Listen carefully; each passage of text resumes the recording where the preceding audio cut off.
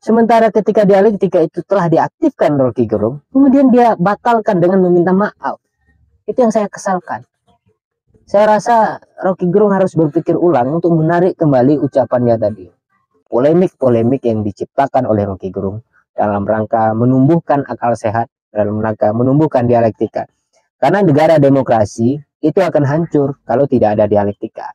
Welcome to Firman Panipahan Channel. Assalamualaikum warahmatullahi wabarakatuh. Bertemu lagi dengan saya Firman Panipahan Channel ya. Ya, saya telah mendengar konferensi pers dari Rocky Gerung yang disiarkan berbagai macam media. Konferensi pers fullnya itu sekitar hampir 40 menit ya, 40 menit lebih ya barangkali. Saya menonton full dan saya menyaksikan ada beberapa poin yang penting yang akan saya share di sini. Tapi ada satu poin yang membuat saya menyesal mengenal Rocky Gerung. Poinnya itu adalah soal bahwa dia meminta maaf karena telah membuat kegaduhan di publik, karena telah membuat ketajaman perselisihan semakin tajam di warga negara. Itu yang saya kesalkan, kenapa dia meminta maaf. Nanti saya akan jelaskan setelah menyampaikan beberapa poin dari konferensi pers itu. Konferensi pers itu dilakukan kemarin ya, hari Jumat tanggal 4 Agustus ya, 4 Agustus 2023 kemarin. Hari ini tanggal 5 hari Sabtu ya, dimana saya membuat video ini. Bahwa di dalam konferensi pers itu banyak sekali isi yang bisa saya sampaikan. Pertama, barangkali sesuai ingatan saya saja, karena saya tidak membuat catatan, bahwa di dalam perjuangan itu selalu ada tantangan yang bahkan resiko maksimalnya bukan hanya penjara, tetapi nyawa ya, kehilangan nyawa.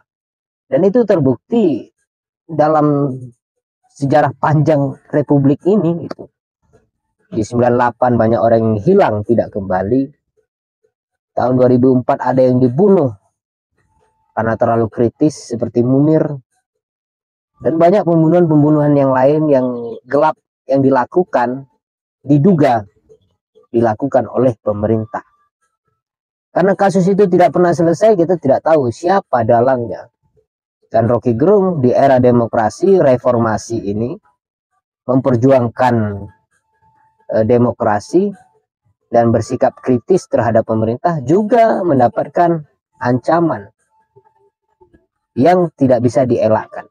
Tetapi yang buat saya salut adalah Rocky Gerung menyatakan bahwa sikapnya terhadap demokrasi tidak akan pernah berubah kendati banyak tantangan. Itu luar biasa sekali mentality seorang akademisi, seorang aktivis ya.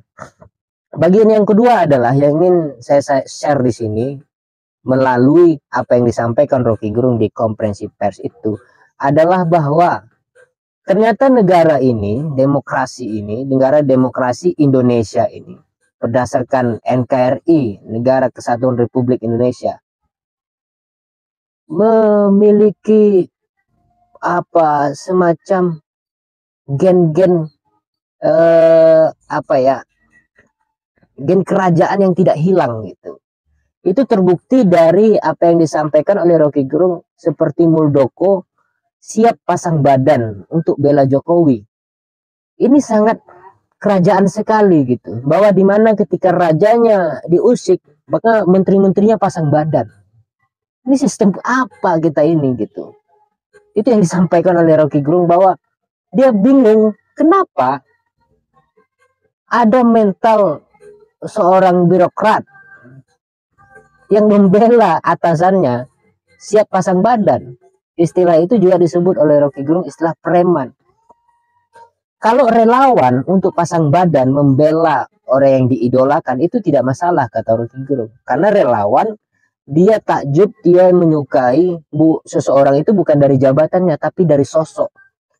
Jadi wajar ada reaksi refleks dari pecinta terhadap yang dia cinta. Seperti relawan-relawan itu yang kemudian membela, yang kemudian mendemo Rocky Gerung, diusut, dilaporkan dan sebagainya. Anehnya lagi, Kenapa partai ikut-ikutan? Apakah partai tidak mengerti apa yang dimaksud dengan martabat individu dan fungsi dari jabatan? Gitu. Rocky Gerung mengkritik fungsi dari jabatan, bukan martabat seseorang. PDIP jelas sekali disebutkan oleh Rocky Gerung beberapa kali, karena PDIP mencoba menghalangi Rocky Gerung dalam beberapa pertemuan di kampus. Ini adalah perjuangan, kata Rocky Gerung. Apalagi poin yang menarik lagi ya.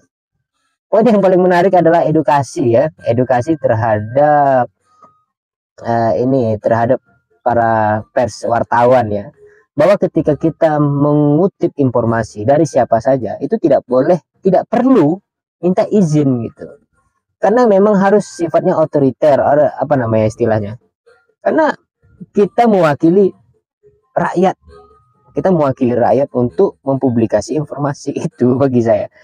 Dan sebenarnya banyak poin-poin yang lain yang menarik, tapi yang terakhir ini saya sampaikan kekesalan saya terhadap Rocky Gerung karena telah meminta maaf kepada publik, kepada masyarakat, sebab kalimatnya yang mengatakan Jokowi itu bajingan yang tolol, bajingan yang pengecut, menimbulkan kegaduhan, polemik di masyarakat, bahwa terjadi ketajaman perbedaan, ketajaman apa semacam-macam itu di masyarakat, kegaduhan gitu ya, sehingga Rocky Gerung merasa bersalah gitu mengeluarkan narasi yang seperti itu. Nah, di sini kontradiksinya, bahwa kata Rocky Gerung untuk membangun demokrasi kita harus mengaktifkan dialektika. Sementara ketika dialektika itu telah diaktifkan Rocky Gerung, kemudian dia batalkan dengan meminta maaf. Itu yang saya kesalkan. Saya rasa Rocky Gerung harus berpikir ulang untuk menarik kembali ucapannya tadi. Jangan meminta maaf kepada publik. Publik yang salah paham, biarkan saja salah paham, supaya dia mencari argumen sebenarnya apa sih yang diinginkan oleh Rocky Gerung. Kesalahpahamannya itu akan menjadi menjadi antitesa dari pemahaman orang yang benar, bahwa yang disampaikan oleh Rocky Gerung bukanlah hinaan terhadap pribadi, tetapi kritik terhadap fungsi jabatan. Dia sebut Jokowi sebagai presiden, bukan Jokowi sebagai kader PDIP, bukan Jokowi sebagai individu pemimpin rumah tangga. Itu biarkan saja, ngapain minta maaf. Saya rasa ungkapan Rocky Gerung mengungkapkan dengan sangat tajam itu, kalimat yang sangat tajam itu adalah letupan-letupan demokrasi yang mulai tumbuh, seperti benih-benih yang mulai tumbuh. Tetapi sayang sekali, sangat disayangkan, kenapa Rocky Gerung minta maaf. Itu teman-teman, yang kekesalan saya bagian yang terakhir itu ya, karena dia minta maaf. Tapi bagian yang lain itu saya sangat setuju dan luar biasa ya. Kita banyak belajar dari polemik-polemik yang diciptakan oleh Rocky Gerung dalam rangka menumbuhkan akal sehat, dalam rangka menumbuhkan dialektika. Karena negara demokrasi itu akan hancur kalau tidak ada dialektika. Begitu saja, terima kasih. Wassalam.